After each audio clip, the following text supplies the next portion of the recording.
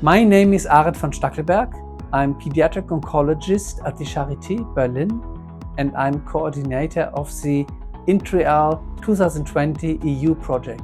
Acute lymphoblastic leukemia is the most frequent malignant disease in children. Those children who suffer a relapse of the disease have a very challenging problem because they require very toxic chemotherapy and stem cell transplantation. IntReALL 2020 introduces less toxic immunotherapeutic strategies into the standard of care therapy. Furthermore, IntReALL develops strategies for children with relapse refractory disease and those with T-ALL relapse.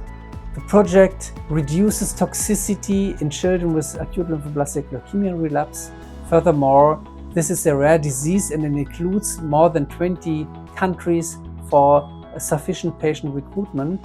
These are 18 EU member states and 3 non-EU member states. The project has fully set up the IntReALL BCP 2020 trial and it's ready to start the recruitment. Furthermore, it has established the expert leukemia board FEDDRAL, giving recommendations for individual patients with refractory or second relapse disease.